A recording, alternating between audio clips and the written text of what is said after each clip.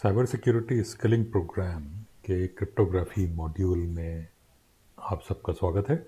ये पहला लेक्चर है इस मॉड्यूल का और इस मॉड्यूल में लेक्चर्स 9 या 10 लेक्चर्स मेरे हैं, जिसमें कि एक ओवरव्यू दिया जाएगा क्रिप्टोग्राफी एरिया का, डोमेन का।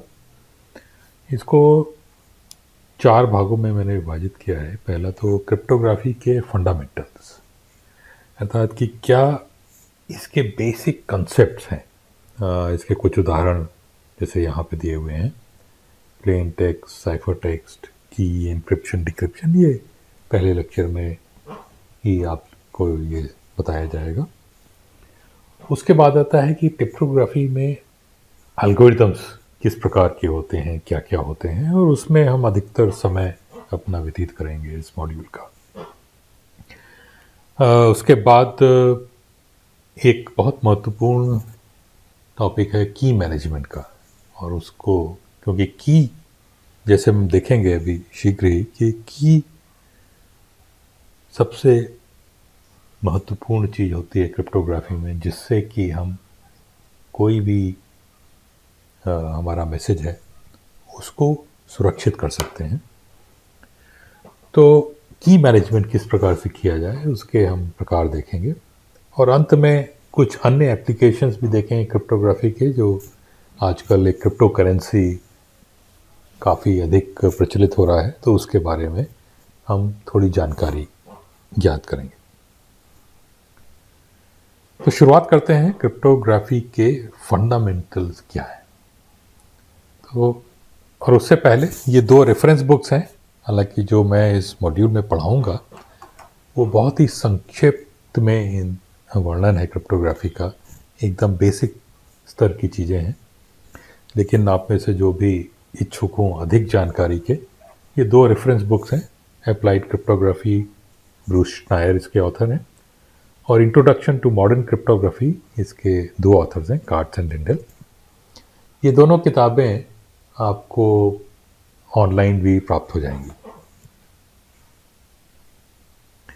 तो अब बेसिक फंडामेंटल या बेसिक स्ट्रक्चर पे आते हैं, क्रिप्टोग्राफी का क्या है। तो जैसा ये आपको डायग्राम दिखा रहा है,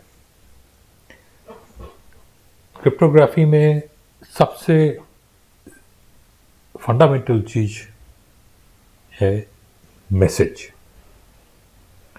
ये मैसेज कोई भी प्रकार का हो सकता है, ऑडियो, वीडियो या लिखा हुआ, और आज के समय में ये सब डिजिटल फॉर्म में होता है। लेकिन पहले जब कंप्यूटर नहीं थे तो ये अन्य फॉर्म में भी पाया जाता था।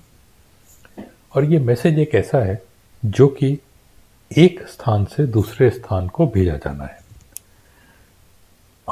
सेंडर एक है जिसको अनुभा का नाम दिया गया है। यहाँ पे इनके पास मैसेज है, इसको मैसेज को संक्षेप में एम कह रहे हैं, और इस मैसेज को रिसीवर जिनका नाम ब्रज है उनको भेजा जाना है। और अनुभव और ब्रज एक दूसरे के समीप नहीं है, क्योंकि यदि समीप है तब तो बहुत आसान है अनुभव जाके ब्रज को ये मैसेज आमने सामने दे सकती हैं। लेकिन अगर अनुभव और ब्रज दूर बैठे हैं तब इस मैसेज को कैसे भेजा जाए, इस पे सबसे बेसिक कंसेप्ट या सबसे बेसिक प्रॉब्लम क्रिप्टोग्राफी में ये है। तो जब अनुभव और ब्रज दूर दूर हैं तो उनके बीच में ये मैसेज को भेजने के लिए कई प्रकार के उपाय किए जा सकते हैं। पोस्ट से भेजा जा सकता है, अब आज के समय में ईमेल द्वारा भेजा जा सकता है,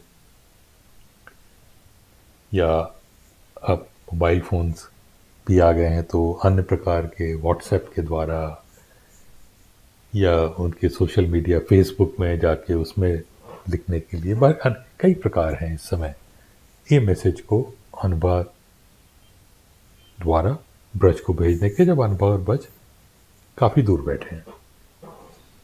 तो इन सब प्रकारों में जो हम बेसिक चीज़ देखते हैं वो ये कि एक कम्युनिकेशन चैनल है।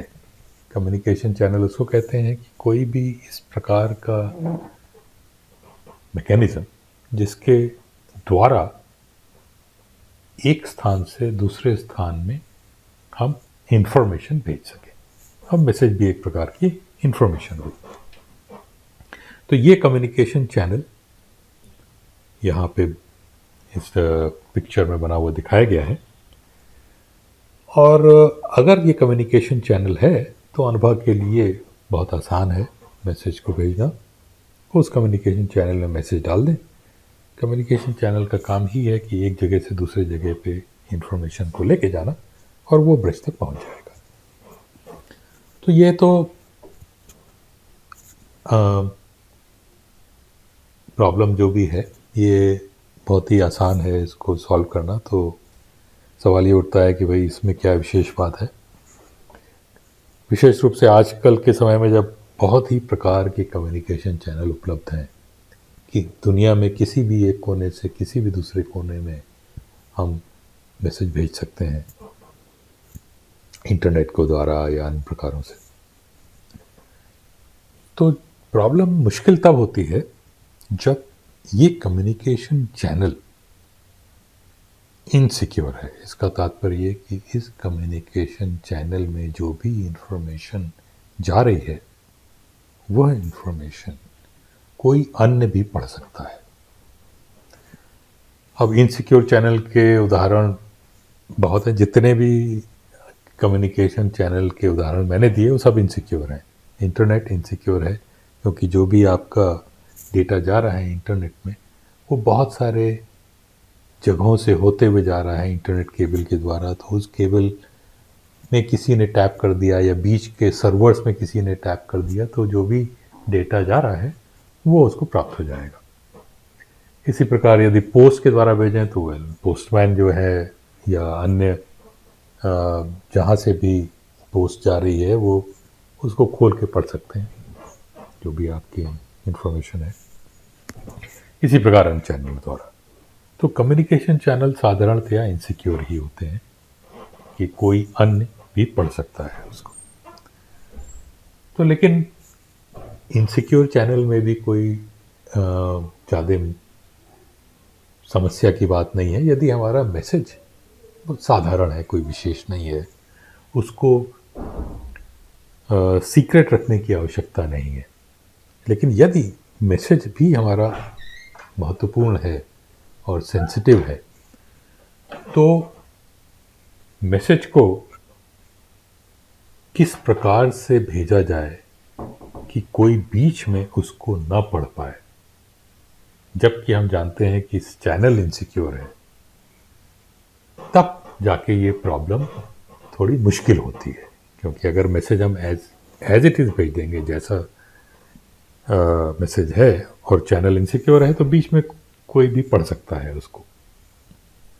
तो इनसिक्योर चैनल पे हमें मैसेज भेजना है जो कि सीक्रेट मैसेज है, कोई अन्य उसको ना पढ़ पाए, अनुभव को केवल ब्रिज को ही पढ़ने देना है, अन्य किसी को नहीं। तब इस समस्या को कैसे हम समाधान ढूंढें ये क्रिप्टोग्राफी द्वारा हमें पता चलता है। तो जब चैनल हम मान के चल रहे हैं कि इनसिक्योर है, चैनल में जो भी इंफॉर्मेशन जा रही है उसको कोई अन्य व्यक्ति भी पढ़ सकता है, तो सबसे पहले जो हम डायग्राम है उसको ही बदल देते हैं कि एक नए व्यक्ति को बीच में लाते हैं, ईला जो ईव्सड्रॉपर है या जो जिसका काम है चैनल में जो भी इंफॉर्मेशन जा रही है उसको सुनने का। तो इसमें एक अजम्पशन जो हम ये करेंगे कि जितना भी मैसेजेस इस चैनल के ऊपर अनुभव से ब्रिज की ओर या वापस ब्रिज से अनुभव की ओर आ रहे हैं वो सब ईला को उपलब्ध हैं। ईला उनको रिकॉर्ड कर सकती है और उनको क्या मैसेज जा रहे हैं वो जान सकती है। तो अब जो प्रॉब्लम हमारे सामने है, और या कहें कि अनुभव के सामने है, वो ये कि अनुभव को मैसेज एम भेजना है ब्रज को, और इस प्रकार भेजना है कि ईला उसको न समझ पाए। तो ये स्पष्ट है कि मैसेज को अगर ऐसे ही भेज देगी अनुभव, तब तो ईला को पता चल जाएगा। तो अनुभव को मैसेज एम में कुछ बदलाव लाने की आवश्यकता है, जिसकी वजह से ईला उसको न समझ पाए। तो ये बदलाव कैसे लेके आएंगे?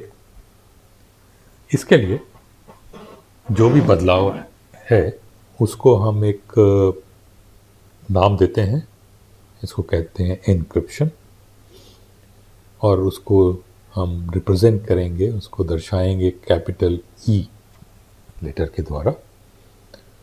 तो ई जो है ये एक मैपिंग ये दर्शाता है कि मैसेज एम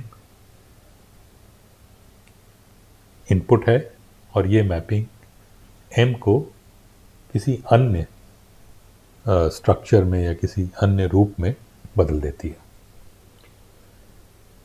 तो जो नया रूप है उसको ई ऑफ एम, और हम उसको नाम दे रहे हैं C equal to E of M.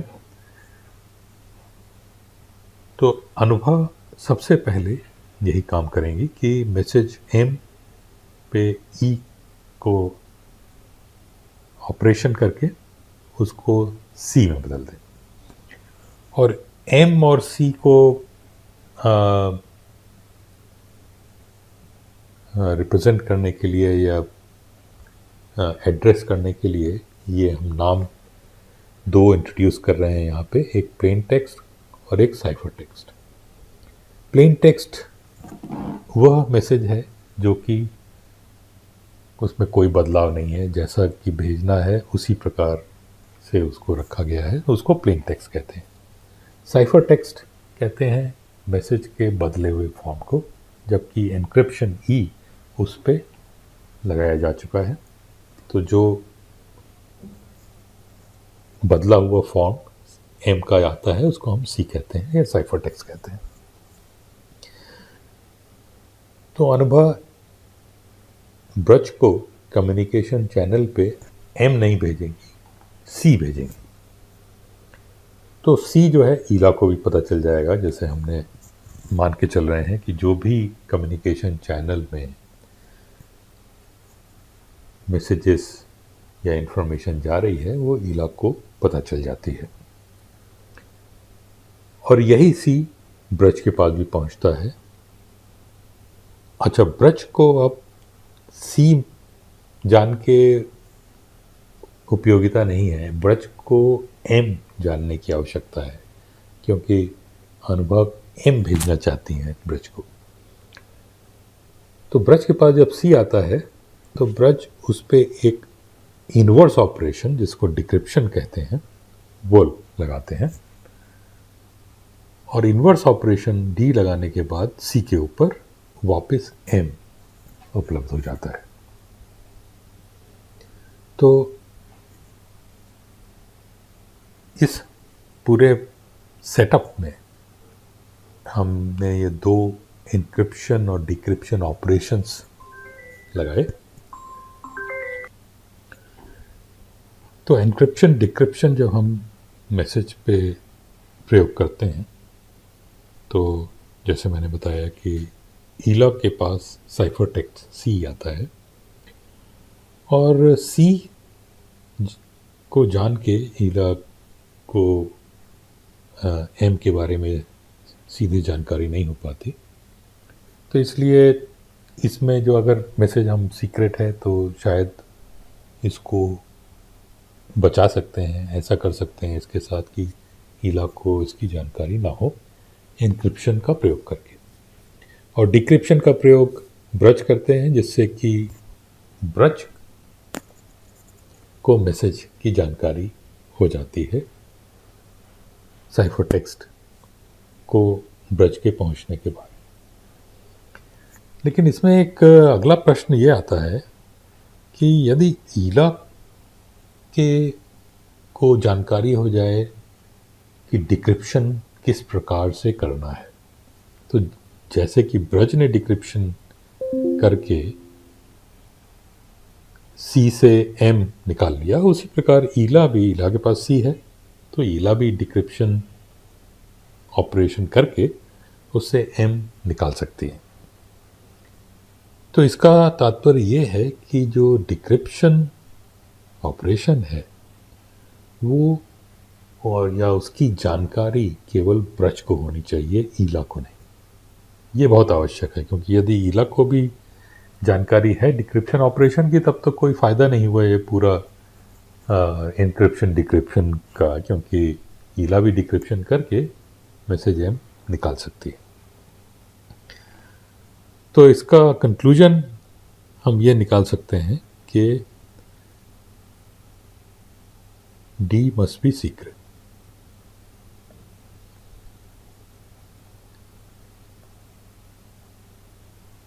या कहें कि डी की जानकारी ईला को नहीं होनी चाहिए। तो अब सवाल ये उठता है कि ये हम किस प्रकार से निश्चित करेंगे कि डी की जानकारी ईला को नहीं। इसके लिए हम एक एन्क्रिप्शन डिक्रिप्शन में थोड़ा बदलाव लाते हैं। जैसा ये पिक्चर आपको दिखला रहे हैं कि एन्क्रिप्शन में अब दो इनपुट आ गए। एक तो प्लेन टेक्स्ट एम का पहले से था, और एक दूसरा इनपुट एन्क्रिप्शन की, जिसको कि के ई से डिनोट किया जा रहा है। तो प्लेन टेक्स्ट के साथ ही साथ एन्क्रिप्शन की भी इनपुट आती है एन्क्रिप्शन ऑपरेशन के पास, और एन्क्रिप्शन ऑपरेशन इन दोनों को इनपुट लेके साइफर टेक्स्ट सी बनाता है, और सी ही कम्युनिकेशन चैनल पे जाता है, जो कि ईला को मालूम है। और अब ब्रज की तरफ जब आए तो वहाँ डिक्रिप्शन ऑपरेशन लगता है। अब डिक्रिप्शन में भी दो इनपुट है, एक तो साइफर टेक्स्ट सी जैसे पहले था, और दूसरा इनपुट अब है डिक्रिप्शन की, जिसको कि हम के डी से डिनोट कर रहे हैं। तो decryption operation cipher text C और डिक्रिप्शन की के डी को इनपुट लेता है, और उन दोनों से प्लेन टेक्स्ट एम वापस निकालता है। तो इस प्रकार से ये जो दो एडिशनल इनपुट हमने डाले हैं एन्क्रिप्शन की के और डिक्रिप्शन की के, तो इन दोनों का प्रयोग करके भी वही स्थिति आ रही है जैसे पहले थी, कि plain text M cipher text C में बदलता है एन्क्रिप्शन के बाद, और साइफर टेक्स्ट सी डिक्रिप्शन के बाद वापस प्लेन टेक्स्ट एम में आ जाता है। तो इन दोनों का फ़ायदा क्या हुआ? हमने इसको एन्क्रिप्शन की और डिक्रिप्शन की जो डाली है, तो इससे क्या उद्देश्य हमारा मिलता है, वो ये कि एन्क्रिप्शन की और डिक्रिप्शन की को सीक्रेट या सिक्योर रखना और या रखा जाता है। तो इस जब के डी सिक्योर है तो डिक्रिप्शन ऑपरेशन डी यदि ईला को मालूम भी चल जाए, तो क्योंकि एक इनपुट इसका ईला को नहीं मालूम है, इसलिए ईला साइफर टेक्स्ट जानने के और डिक्रिप्शन ऑपरेशन जानने के बाद भी एम को निकाल नहीं पाएगी, क्योंकि उसको दूसरा इनपुट के डी इसकी जानकारी नहीं होती। तो ये एक बहुत ही महत्वपूर्ण स्टेप है हमारा, कि एन्क्रिप्शन और डिक्रिप्शन ऑपरेशन में हमने ये दो इनपुट, दोनों में एक एक इनपुट एन्क्रिप्शन की और डिक्रिप्शन की के लेके आए, और इन दोनों को हम आवश्यक है ये कि सीक्रेट रखें, इनको इनके बारे में ईला को पता न चलने दें, विशेष रूप से डिक्रिप्शन की केडी को, क्योंकि यदि डिक्रिप्शन की केडी ईला को मालूम है तब साथ ही साथ डिक्रिप्शन ऑपरेशन भी मालूम है, तब तो ईला भी मैसेज हम निकाल सकते हैं। और हम ये सुनिश्चित करना चाह रहे हैं कि डिक्रिप्शन ऑपरेशन की जानकारी के बावजूद ईला को साइफर टेक्स्ट से प्लेन टेक्स्ट न मिल पाए, और उसके लिए ये आवश्यक है कि डिक्रिप्शन की केडी ईला को पता न चले। एन्क्रिप्शन की केई यदि ईला को पता भी चल जाती है तब भी कोई ज़रूरी नहीं है कि ईला को प्लेन टेक्स्ट मिल जाए, क्योंकि एन्क्रिप्शन की केई का प्रयोग होता है एम को सी में बदलने के लिए। ईला चाह रही है कि ईला को तो सी मालूम ही है, ईला का उद्देश्य है सी को एम में बदलना, और उसके लिए डिक्रिप्शन की आवश्यकता है। अभी आप जैसे आगे देखेंगे कि इस प्रकार के सेटअप में कभी कभी के डी और के ई एक ही होते हैं, तो यदि के ई की जानकारी ईला को है तो फ़ौरन ही के डी की जानकारी भी हो जाती है।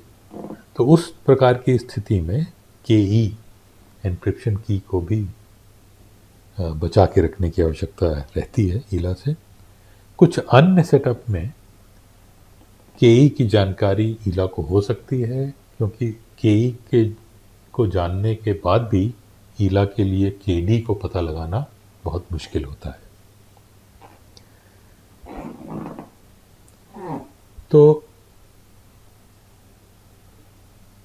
अंततः जो हम उद्देश्य हमारा है वो है कि केडी जो डिक्रिप्शन की है वो ईला को ना पता चल पाए।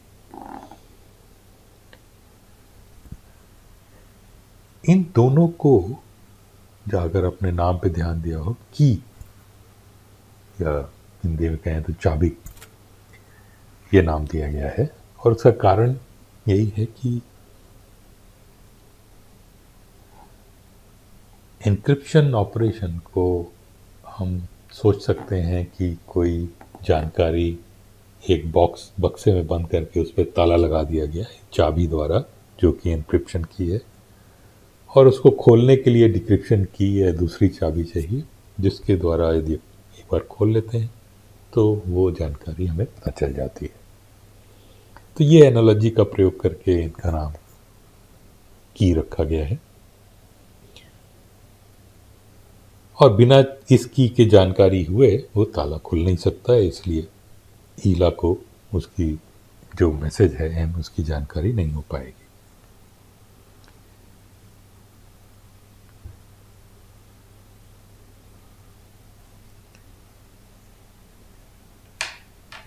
तो अब ये दो की जो हमारे पास हैं, इनको किस प्रकार से हमें प्रयोग में लाना है, किस प्रकार से इनको रखना है, क्योंकि डिक्रिप्शन की को सिक्योर रखना अत्यंत आवश्यक है, उसको ईला को नहीं पता चलना चाहिए। तो ये एक अपनी एक समस्या है और उसके समाधान भी हमें चाहिए। तो एक जो सबसे पहले आवश्यक है जानकारी रखना वो ये कि यदि एन्क्रिप्शन और डिक्रिप्शन की कभी बदलते नहीं, एक बार बना दिए गए तो फिर हमेशा के लिए वैसे के वैसे ही रहेंगे, तो हम बहुत सिक्योरिटी अच्छी निश्चित नहीं कर सकते, क्योंकि एक बार कभी भी डिक्रिप्शन की यदि ईला को पता चल गई तो उसके बाद हमेशा के लिए ईला के लिए बहुत आसान हो जाएगा कि प्लेन टेक्स्ट मैसेज पता करना। और इसकी संभावना हमेशा ज़्यादा रहती है कि यदि कोई भी चीज़ हम छुपा के बहुत समय तक रखें तो कभी न कभी हमसे कोई असावधानी ऐसी हो जाए कि वो छुपी हुई चीज़ दूसरों को पता चल जाए, और जैसे ही पता चलेगी डिक्रिप्शन की ईला को, तो सारा जो हमने सेटअप बनाया है वो किसी काम का नहीं रहेगा। तो इसलिए एक पॉलिसी के तहत ये आवश्यक है कि एन्क्रिप्शन और डिक्रिप्शन की को बीच बीच में बदलते रहना चाहिए। तो इससे फ़ायदा ये होगा कि जैसे मान लेते हैं कि हर महीने हम इंक्रिप्शन और डिक्रिप्शन की को बदल रहे हैं, तो यदि बीच में कभी एक डिक्रिप्शन की लीक भी हो जाती है, ईला को पता भी चल जाती है, तो भी कुछ समय के लिए ही ईला उसका फ़ायदा उठा पाएंगी, क्योंकि एक महीने के अंदर ही वो एक नई की आ जाएगी, और जिसको कि ईला के बाद, जिसके बारे में ईला को जानकारी नहीं है, तो उसके बाद फिर से जो हम अनुभव मैसेज भेजेंगी ब्रज को, वो सिक्योर होगा। और ये तो कहने की आवश्यकता नहीं है कि जब डिक्रिप्शन की हम बदलेंगे तो उसके साथ ही साथ एन्क्रिप्शन की भी बदलना ही होगा, क्योंकि एन्क्रिप्शन और डिक्रिप्शन की एक दूसरे से जुड़े हुए रहते। जिस एन्क्रिप्शन की से मैसेज M को हम साइफर टेक्स्ट C में बदल रहे हैं, C को वापस M में बदलने के लिए डिक्रिप्शन की का प्रयोग है। तो ये एन्क्रिप्शन और डिक्रिप्शन की एक जुड़वा कह सकते हैं एक दूसरे के, तो एक को बदलेंगे तो दूसरे को बदलना आवश्यक है। तो अगला सवाल ये आता है कि ये बदलेंगे कैसे। अनुभव और ब्रज, जैसा कि हमने शुरू में इस पे चर्चा करी थी कि ये एक दूसरे के पास नहीं है, अलग अलग कहीं बैठे हुए हैं दूर एक दूसरे से, और उनको बदलनी है एन्क्रिप्शन और डिक्रिप्शन की। अनुभव के पास एन्क्रिप्शन की रहेगी, ब्रज के पास डिक्रिप्शन की रहेगी, और दोनों जुड़वे हैं। तो पहला प्रश्न ये उठता है कि भाई वो नई जुड़वा की कौन बनाएगा, और यदि अनुभव बनाती हैं तो ब्रज को कैसे भेजेंगी, और यदि ब्रज बनाता है तो अनुभव कैसे भेजेगा। तो एक तरीका तो यह है कि अगर हम हर महीने नई की का प्रयोग कर रहे हैं, तो महीने में एक बार अनुभव और ब्रज आपस में मिलें, आमने सामने आए, और उसी समय नई की का निर्धारण कर लें, और अपनी अनुभव के पास एन्क्रिप्शन की और ब्रज के पास डिक्रिप्शन की होके वो लोग चले जाएं अपने अपने स्थान पर। एक और तरीका ये है कि एक बार शुरू में मिले वो, और जब मुलाकात हो तो एक साथ ही से 1000 जुड़वा कीज पे अपना निश्चय कर लें, उसी समय 1000 जुड़वा की बना लें, और 1000 एन्क्रिप्शन की अनुभव के पास, 1000 डिक्रिप्शन की ब्रज के पास, दोनों रख लें और अपने अपने स्थान पे चले जाएं। और जब भी उनको बदलना हो की को, तो अनुभव को सिर्फ ये कहने की आवश्यकता है कि ये जो प्लेन टेक्स्ट मैसेज है, ये की नंबर 790 का प्रयोग करके एन्क्रिप्शन किया गया है। तो ब्रज का काम ये रहेगा कि उसके पास जो 1000 कीज़ हैं उसमें की नंबर 790 को लेके वापस डिक्रिप्ट करें। तो ये अगर अनुभव और ब्रज बहुत कम या बहुत अधिक समय के अंतराल के बाद आपस में मिलते हैं, तो इस स्कीम का प्रयोग किया जा सकता है कि एक साथ बहुत सारी कीज़ बना के रख लें। लेकिन दोनों में ही अनुभव और ब्रज को मिलना आवश्यक है, कभी न कभी उनको आमने सामने मिलना पड़ेगा, और तभी इस प्रकार की नई कीज़ बन पाएंगी। तो ये कई परिस्थितियों में तो संभव है, लेकिन कई परिस्थितियों में संभव नहीं भी है। जैसे कि आजकल की बात करें तो एक व्यक्ति भारत में है, एक अमेरिका में है, और दोनों सीक्रेट मैसेजेस एक दूसरे को भेजना चाहते हैं, जैसे व्हाट्सएप के द्वारा। अगर आपने कहीं पढ़ा हो कि व्हाट्सएप में एंड टू एंड एन्क्रिप्शन होता है, मतलब कि हम जो व्हाट्सएप में मैसेज भेजते हैं किसी को भी, तो पूरे रास्ते वो एन्क्रिप्ट होके जाता है, जिससे कि कोई भी व्यक्ति बीच में यदि उनको सुन रहा हो तो उसको समझ में नहीं आएगा। तो किसी अपरिचित व्यक्ति को कहीं दुनिया के दूसरे कोने में जो बैठा हुआ है, उसको हम व्हाट्सएप मैसेज जब कर रहे हैं तो एन्क्रिप्ट होके जा रहा है और उस व्यक्ति से पहले कभी मुलाकात हुई ही नहीं। तो अब सवाल ये उठता है कि ऐसी स्थिति में ये एक नई की कैसे बनेंगी और कैसे दोनों के पास पहुंचेंगी। वो फिजिकली मिलना और बनाना संभव नहीं है, उसके लिए एक कुछ अन्य तरीकों का प्रयोग करने की आवश्यकता है, जिसके बारे में हम बाद में सीखेंगे। तो फिलहाल के लिए हम मान के चलते हैं कि अनबा और ब्रज कभी कभी आपस में मिल सकते हैं और वो नई की बना सकते हैं।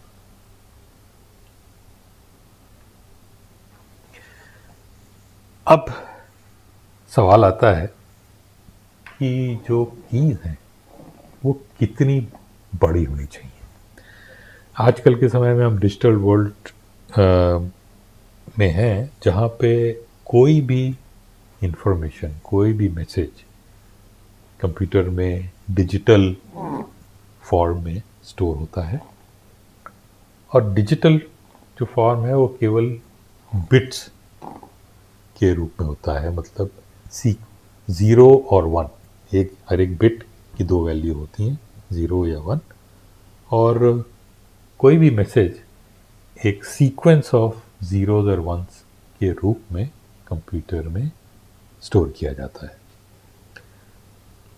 तो की साइज़ की जब बात करते हैं तो ये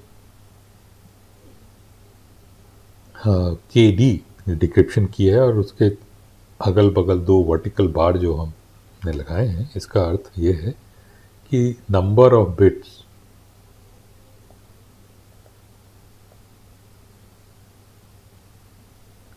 KD को स्टोर करने के लिए कितने बिट्स की आवश्यकता है, और ये नंबर हम S से रिप्रेजेंट कर रहे हैं। तो यदि S की वैल्यू स्मॉल है, मान लीजिए कि 10 है S की वैल्यू, अर्थात KD डिक्रिप्शन की 10 बिट में स्टोर की जा सकती है, तब ईला के लिए ये बहुत मुश्किल कार्य नहीं है KD को गेस करना या KD का पता लगाना, क्योंकि ये यदि ईला को मालूम है कि KD की लंबाई 10 बिट की है, KD 10 बिट में स्टोर होती है, तो 10 बिट की KD में वास्तविक KD क्या है ये ईला को नहीं मालूम। ये मालूम है कि KD जो भी है वो 10 बिट में स्टोर्ड है। तो इसमें सारी संभावनाओं को, हर एक बिट की 2 संभावनाएं हैं, 0 या 1, 10 बिट की 2 गुणा 2 गुणा 2 10 बार, मतलब 2⁻10 संभावनाएं होती हैं। और यदि S है KD की लंबाई, S बिट में स्टोर हो रहा है, तो 2 to the S संभावनाएं हैं। तो ईला सारी संभावनाओं को एक एक करके ट्राई कर सकते हैं। जो भी साइफर टेक्स्ट है उसको उस KD की संभावना से डिक्रिप्ट करके देख सकती हैं कि भाई जो प्लेन टेक्स्ट आ रहा है वो कुछ सेंसिबल है या नहीं, और जो सही वैल्यू होगी KD की, उससे जब डिक्रिप्शन होगा तो प्लेन टेक्स्ट जो निकल के आएगा वो एक कोई सेंसिबल मैसेज जिसको कि पढ़ा जा सकता है, समझा जा सकता है, ऐसा निकल के आएगा। KD की जो कोई अन्य वैल्यू होगी तो कोई सेंसिबल मैसेज जरूरी नहीं निकल के आए। तो इस तरीके से ईला कभी भी KD का पता लगा सकती हैं। बस उनको मेहनत जितनी करनी पड़ेगी वो ये कि 2 to the S, 2 का गुणा 2 से S बार, इतनी संभावनाओं को ईला को प्रयास करना पड़ेगा। तो अगर S की वैल्यू कम है तो ईला के लिए बहुत आसान है। अगर एस की वैल्यू 10 है, 2 to the 10 करीब 1024 अलग अलग संभावनाएं हैं के डी के होने की। तो ईला साहब 1024 संभावनाओं को एक एक करके ट्राई कर सकती हैं और निकाल सकती हैं कि वास्तविक के डी वैल्यू क्या है। तो अगर हम सिक्योरिटी चाहते हैं तो आवश्यक है कि एस की वैल्यू बड़ी हो। कितनी बड़ी होनी चाहिए एस की वैल्यू? इसके लिए हम आज के सबसे तेज सुपर कंप्यूटर, जिसका नाम फ्रंटियर है, जो अमेरिका में है, उसको लेते हैं। फ्रंटियर की स्पीड करीब 1100 पेटाफ्लॉप है। इसका अर्थ यह है कि एक सेकंड में करीब 10 to the 18 ऑपरेशंस फ्रंटियर कर सकता है। और अगर हम ये मानते हैं कि केडी की एक संभावना को ये सुपर कंप्यूटर एक ऑपरेशन में चेक कर सकता है कि ये सही संभावना है या नहीं, तो इसका तात्पर्य निकल के आएगा कि फ्रंटियर के द्वारा यदि हम प्रयास करें केडी की सही वैल्यू निकालने का, तो एक सेकंड में 10 to the 18 मतलब 10 गुणा 10 18 बार इतनी संभावनाओं को एक सेकंड में चेक किया जा सकता है। यदि एक सेकंड में 10 to the 18 संभावनाओं को चेक किया जा सकता है, तो एक दिन में अगर फ्रंटियर चलता रहे, संभावनाएं होंगी 10 to the 23 से कम। और उसका कारण यह है कि एक दिन में 84,000 के लगभग सेकंड होते हैं। 84,000 1 लाख से कम हुए, और 1 लाख 10 to the 5 होता है। तो 10 to the 18 into 10 to the 5 मतलब एक दिन में 10 के गुणा 23 बार 10 to the 23 वैल्यूज से कम ही फ्रंटियर चेक कर पाएगा।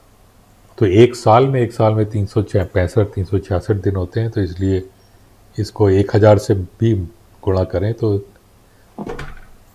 10 to the 26 से कम वैल्यूज एक साल में प्रयास कर पाएगा। और यदि हम जो इस यूनिवर्स की लाइफ टाइम